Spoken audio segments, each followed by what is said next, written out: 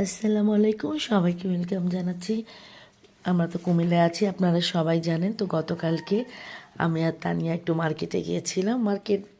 তারপরে বাজারে টুকটাক কাজের জন্য আমরা গিয়েছিলাম। তো ভাবলাম আপনাদেরকে একটু শেয়ার করে আমাদের কুমিল্লা মার্কেট আর বাজারটা কেমন দেখতে। 6টার সময় আমি যখন ভিডিওটা করি তখন 6টা বাজে। 6টার সময় তখন সন্ধ্যা হয়ে যায়, কিন্তু লোকজন তেমন ছিল না। দেশ গ্রামের মানুষ তো তাড়াতাড়ি মনে হয় সব বন্ধ হয়ে যায়। কালকে আবার হাটবারও ছিল সকাল থেকে। এসব ছোটো ছোটো দোকান স্বর্ণকারের। আমাদের বাসা থেকে 5 মিনিটও লাগে না এই মার্কেট বাজার পাশাপাশিই তো, 5 মিনিটও সময় লাগে না আসতে।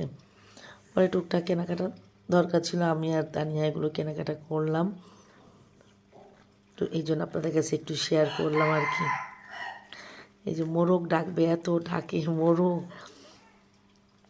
তারপরে যে স্যান্ডেল দোকানেও আমরা দুজন ঢুকছিলাম, যে অনেক সময় থাকে না ছোটো ছোটো দোকানগুলোতে ভালো জিনিস পাওয়া যায়, তো তেমন ছিল না আর কি, যার কারণে আমাদের নেওয়া হয়নি। পরে আমরা এখান থেকে সবজি নিছি।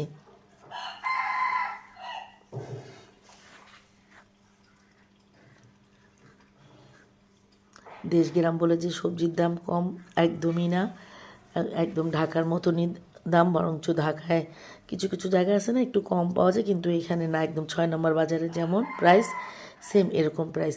তারপরে আসলাম, যেহেতু সন্ধ্যা হয়ে গেছে, বাসায় যেহেতু কিছু খেতে হবে, পরে ভাজা পোড়া কিনলাম, ওখান থেকে ছোলা কিনলাম, পেঁয়াজু, বেগুনি, আলুর চপ। পরে আমি এগুলো সব কুচাই দিয়েছি, আর তানিয়া বললো তাহলে তানিয়া মাখাবে।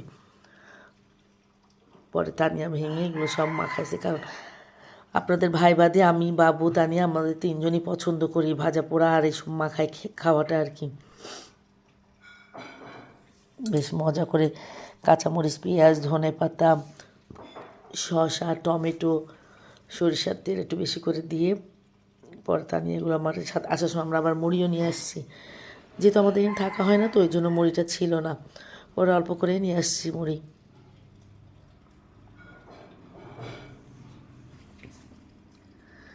বাবু তো এসব দেখে মহা খুশি, ও এগুলো আবার খুব পছন্দ করে।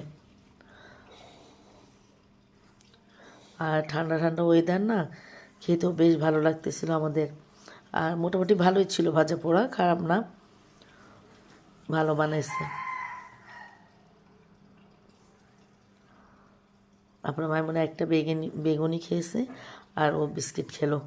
ওর তো আবার বিস্কিট পছন্দ অনেক। একটু রোজা রোজা ফিল হচ্ছিল, যদিও আর রোজা সামনে চলে আসতেছে। সবাই ভালো থাকবেন, আল্লাহ হাফেজ।